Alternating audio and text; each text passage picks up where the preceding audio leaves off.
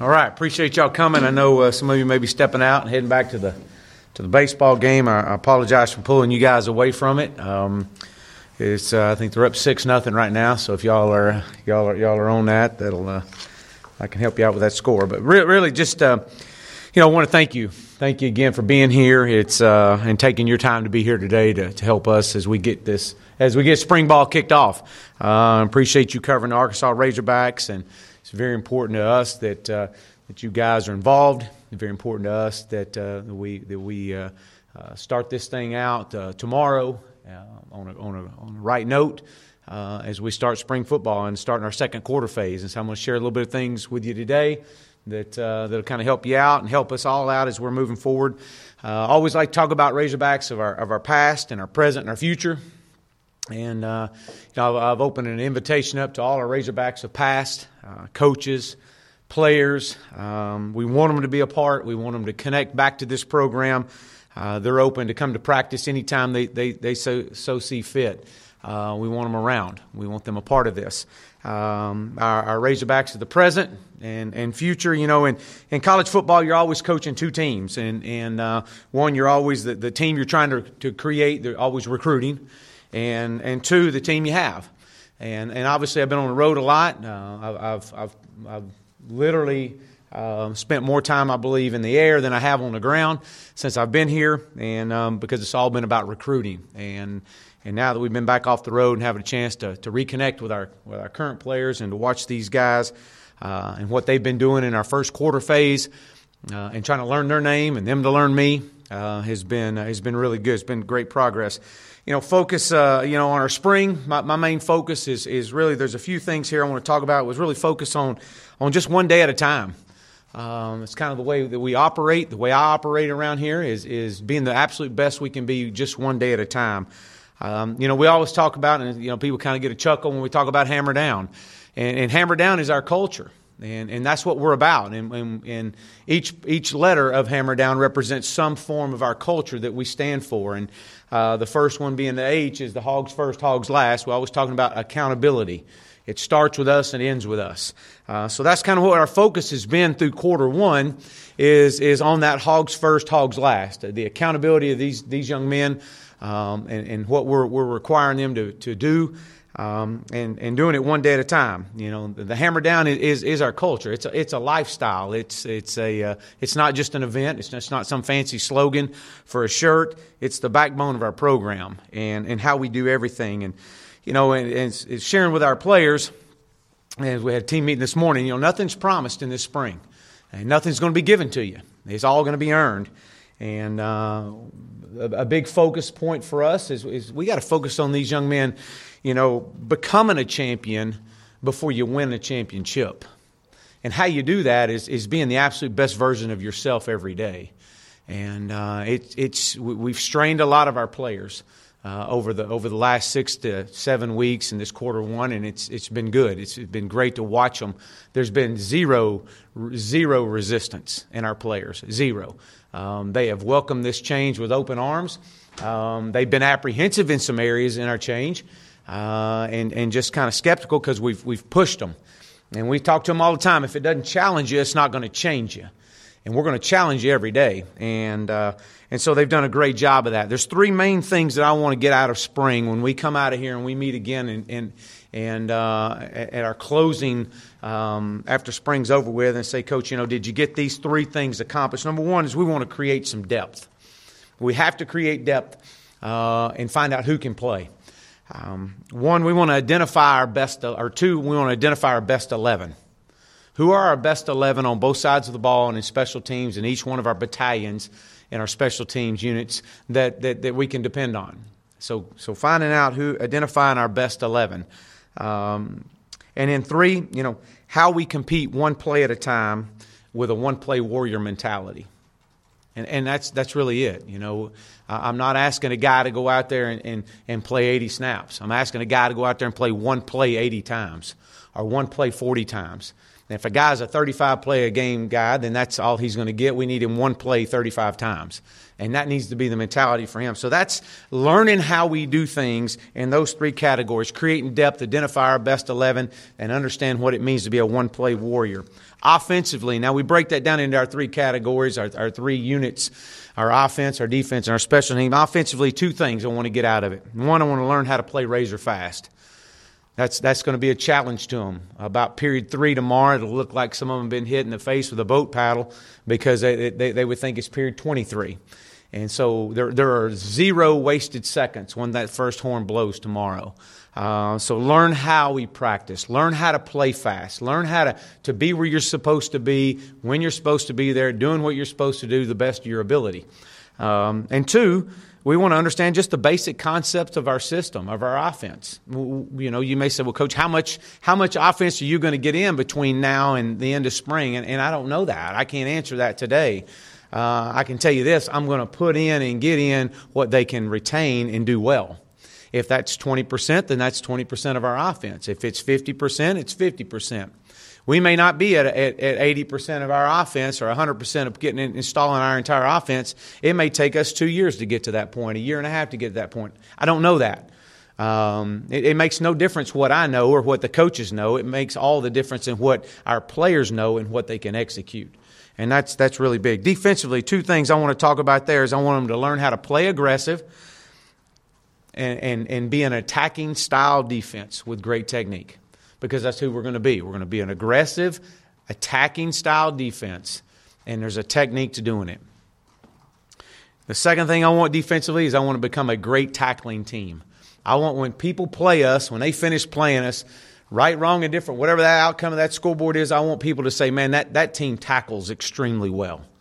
They do a great job of tackling. Well, how do you learn to tackle? You have to practice tackling. You have to be physical at practice.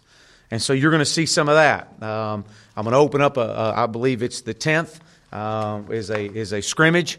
It'll be our first major scrimmage, and I'm going to open up that to our media to be there the whole time. And I'll get more details of that as we'll meet many times between now and then. But so you'll be able to see some of that. Are we going to be perfect on the 10th? Absolutely not. Are we going to be perfect tomorrow? No way. I hope not. I hope not. I hope I hope what it looks like on April 7th is completely different than what it looks like tomorrow. And it's a process in that regard. Special teams. You know, to be a specialist is to be elite. And that's the message that I want to convey to our football team as we go through our spring is I want people in the state of Arkansas, when they look to hire student athletes, they want to hire special teams guys first, because they understand what it takes. It may not be the most popular thing to be on, but we want to create an atmosphere around here that it's elite. And to be elite, you can be on those units.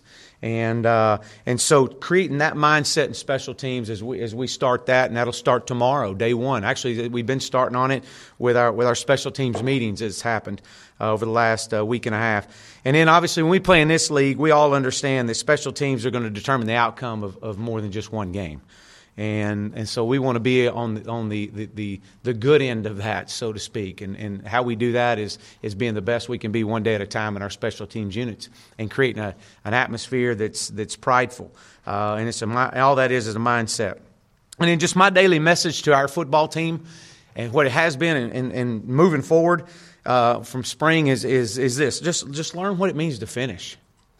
That's probably said, Coach, what's been the biggest challenge since you've been here with it is learning, watching these guys start strong, okay in the middle, decent in our third quarter. Everything we do every day is breaking it down, but we've been unable to finish some drills. And so just stressing to our guys, learn what it means to finish. And finish is every time you come on the field. If we're running four reps with our ones and 4 with the 2s, when the ones are done, they're sprinting off the field. But what does that mean to finish off the field? It means run through the white line. It doesn't mean stop at it. That doesn't mean that's the finish line. It means we're running through that line. So just finishing in the little things. Again, the little things all add up. And then 3, finish the rep. Talk about finishing the rep. Finish a meeting. Finish the drill. It's all about the finish. Everything we do is about the finish. And I can get anybody to come start a football practice. I can get anybody to come play a quarter of football. But can you play and sustain that energy and that excitement level the entire time and finish? So that's been the biggest thing. And then, We just concluded our team competition.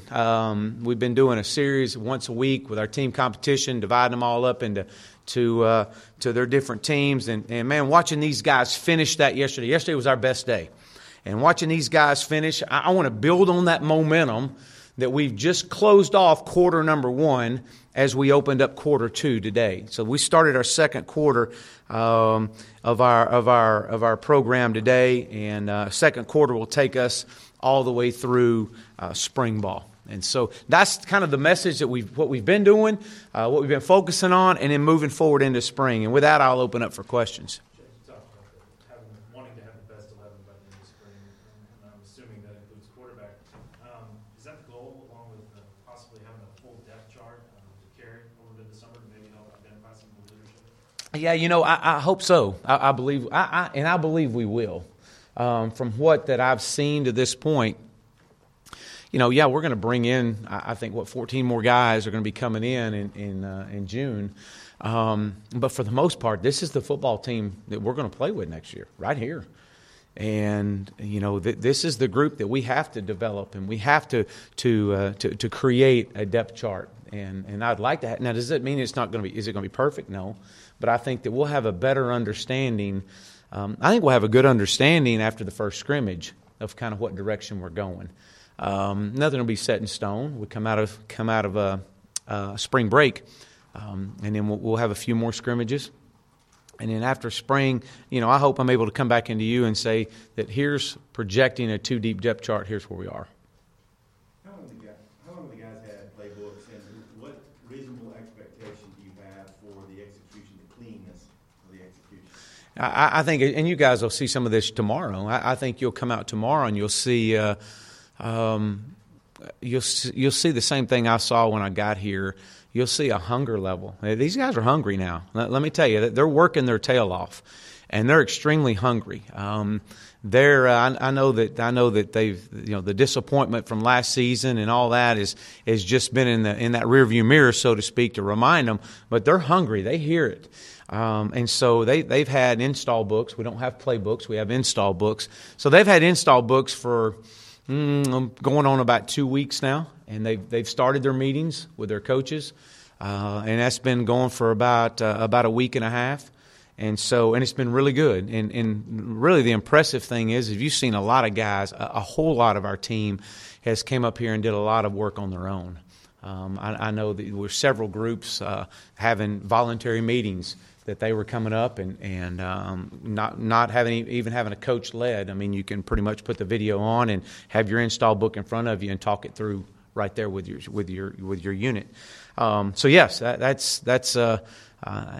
I'll be disappointed tomorrow when I walk off the field if I don't see that the crispness of a practice.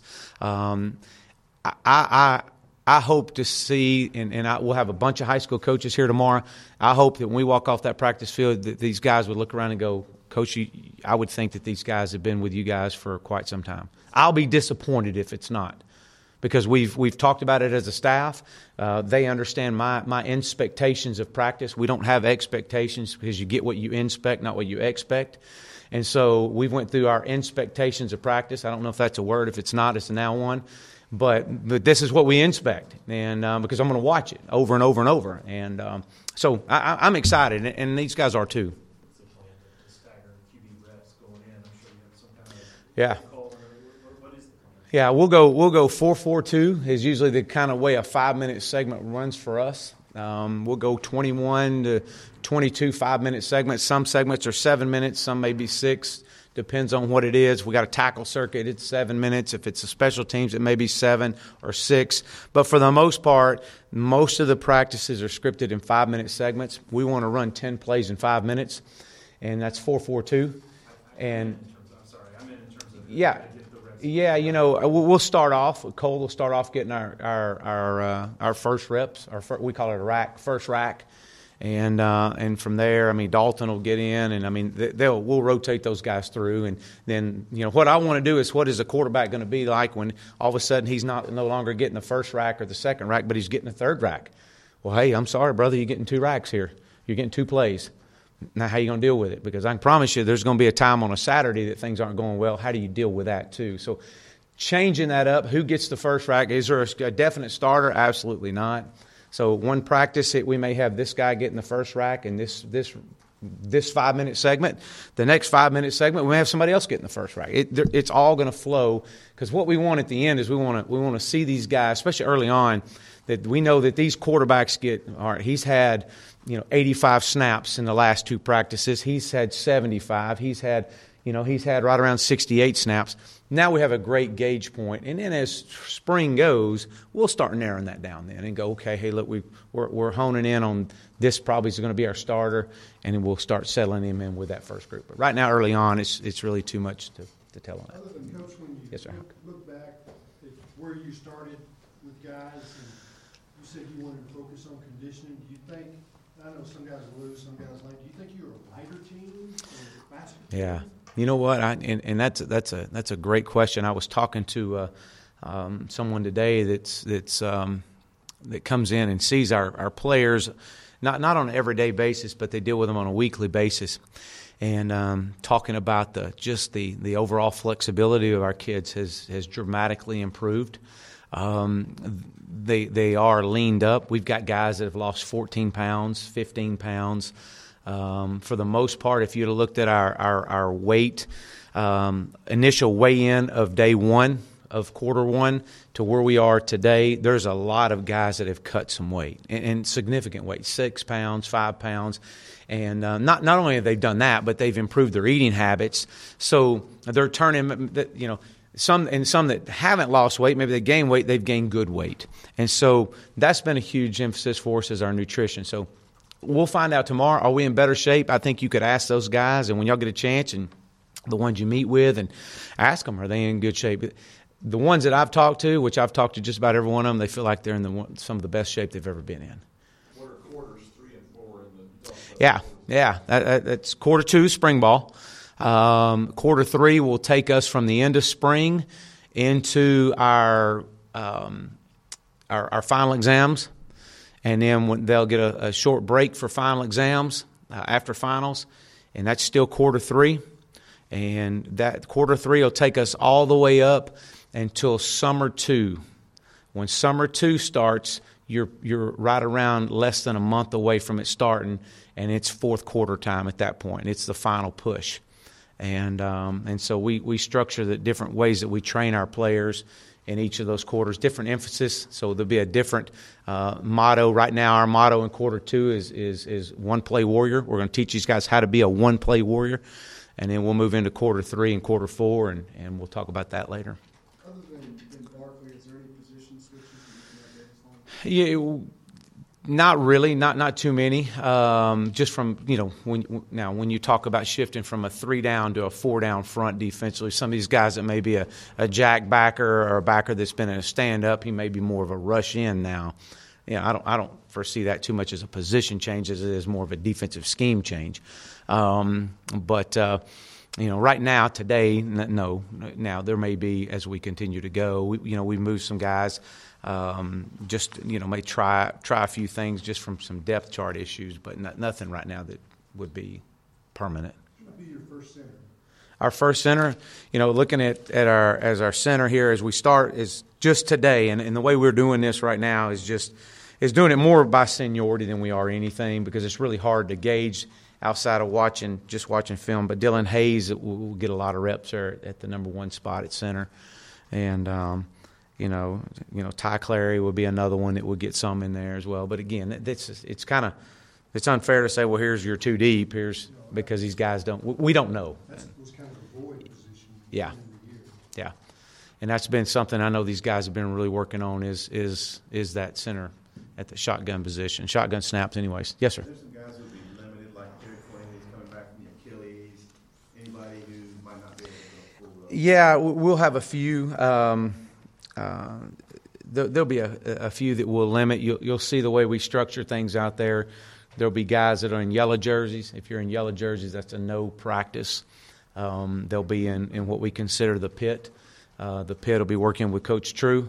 You don't want to be in the pit. Coach True will be working. You'll work with him, and it'll be working on.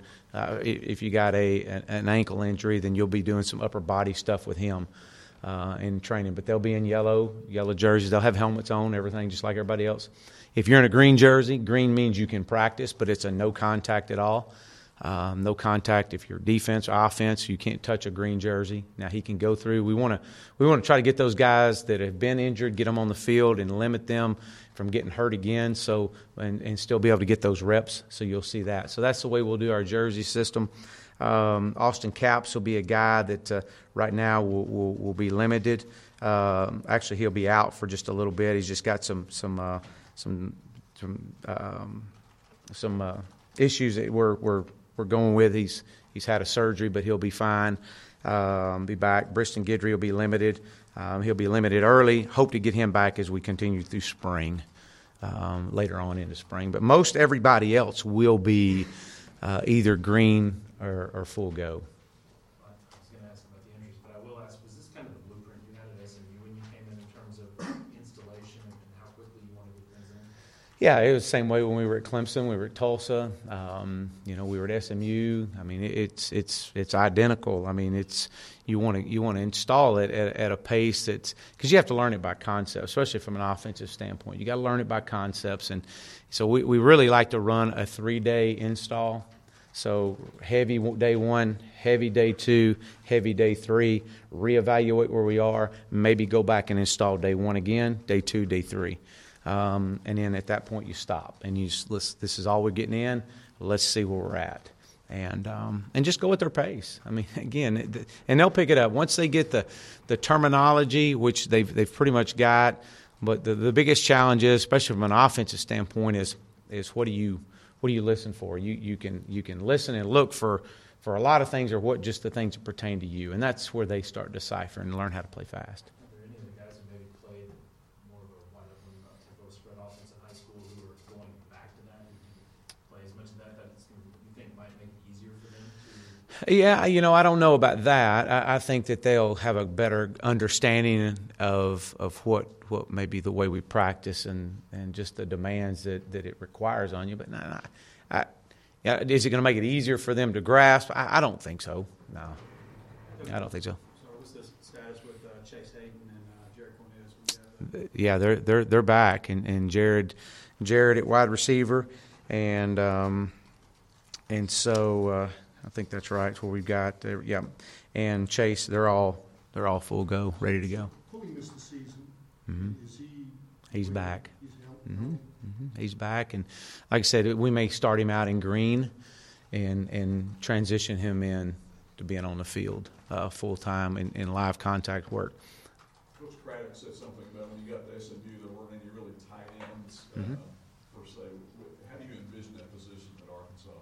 And will some of those guys, we see them running deep a lot and so forth? Oh, you'll see them running deep a whole bunch, and hopefully we can get them the ball. That's the plan. So yeah, we did, and we had to make some roster moves when we got to SMU to get us like we wanted. And then we had to start recruiting to that position. Here we do have depth at tight end, which is exciting. And so I share with this. Matter of fact, I spent one of my days in the tight end room the other day and talking to them about just the importance of that position, and not just the importance, but the kind of some of the technicality of playing that position. Outside of the quarterback, that's the hardest position on this football team to play offensively, because there's so many moving parts, and you have to be on your game. You got to be able to attach, you got to be able to unattach, and so you'll be able to not only just pass protect in the backfield, but you got to be able to get out and be mismatched on a linebacker running rail routes. And so there's a lot of memory work that these guys have to have. And so and the great thing about it is, for us to play fast, you've got to have that guy that can. How do you play him? As a defensive coach, how do I play that guy? Do I play him as a true on the line tight end? And if I do, then I bring in a linebacker. And when we see that, then okay, now is our chance to create that mismatch on that linebacker. Can a linebacker carry him vertical? Can he carry him on a rail route? Can he play him on option routes? Then all of a sudden you start looking, well, I'm going to play him as a nickel. I'm going to bring another nickel in here. Well, when that happens, then we motion him back in the backfield. Do you attach him? You start getting into your run game. So those guys are very vital to us. Coach, when you picked out when you would start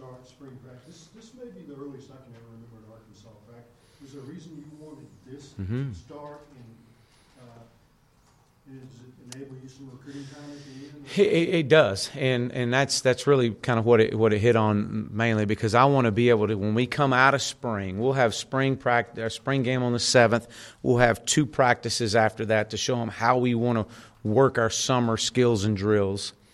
And then from there, I want to be able to have quality exit meetings with these guys, and with their position coaches, with their coordinator, and now then with me, and so they know exactly where they stand coming out of spring, and it gives us about 3.5 weeks of good, solid, getting a jump start on third quarter training in our weight room. And you know, obviously, if you get a kid that maybe have an injury, it gives them a chance to get a little longer to get healthy. I've enjoyed starting spring early like this. I think it's quick. It changes the tempo of how we're running our system. I mean, they've been in this now for 6 weeks, and bang, we're going to something else instead of carrying this thing out 4 more weeks. Yes, sir. The last Latino kicker that we have was Alex Tejada, and it's been a few years coming from Texas. How long before we can see, if not a Latino kicker, but someone that the Latino community identify with the Razorback? Yeah, you know what, and that's a great point there. You know, right now we have 1 specialist on scholarship. We're going to get to a point to where, you know, you hope to have 2 and maybe even 3. We actually had 4 specialists on scholarship at SMU. Now, I don't so much agree that we need to have 4. But I definitely think we can grow that number over time, and obviously, you know, from a, you know, you don't realize how valuable those kickers are until you don't have one, and so to be able to get those guys and bring them into our program, you know, we're having a specialist kicking camp. You know, we really partner up with all these different kicking camps that happen all over the country, and just trying to get, you know, great data. And that's the one thing I do know. If you do have a scholarship to offer, you got a chance to go get a great kicker. Now, one thing that's very appealing about the University of Arkansas is we get some quality walk-ons.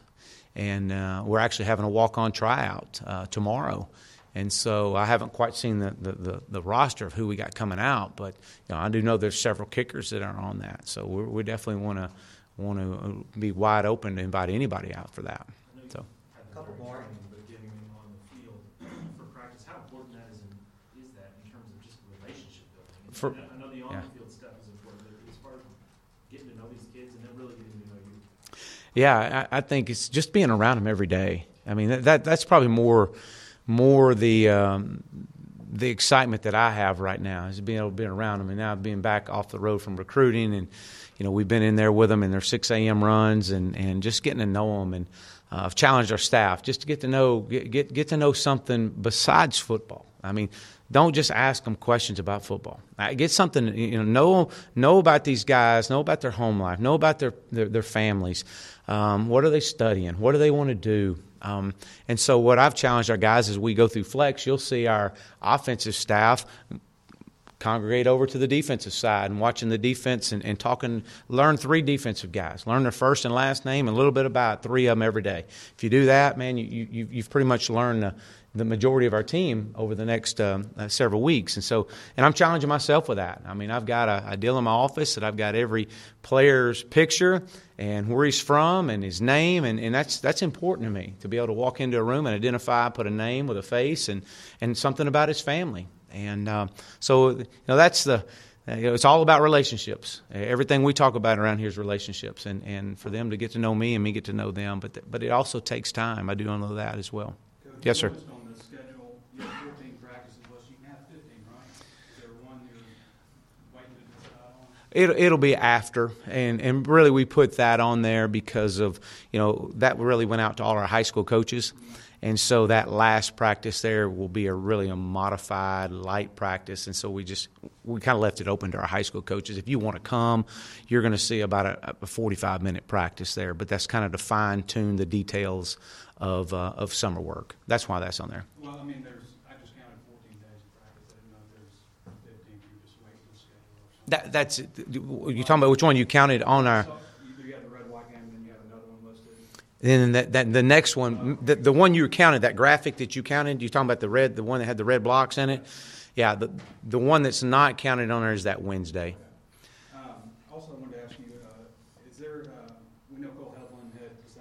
or do you have any other attrition? No, not right now. Coach, when you're doing a film study with these guys, especially offensively, how much are you using SMU film compared to what you're going to be doing in spring workouts? We're a whole lot. You see, when our guys are going through and watching install cut-ups, from an offensive standpoint, you're seeing a lot of SMU, you're seeing a lot of Clemson. There's some Tulsa in there. I mean, from all of our stops, you're seeing. So, yeah. Anyone else? All right. You bet. No, thank y'all for coming, and look forward to it. And I know we'll get back together tomorrow after our practice. And is that right, Brandon? And then Saturday as well. We're actually going to hook it up a little bit Saturday, so it'll be a fun start. And on the 10th, we'll open it all up. So thank y'all for coming. I really appreciate you. Thank you.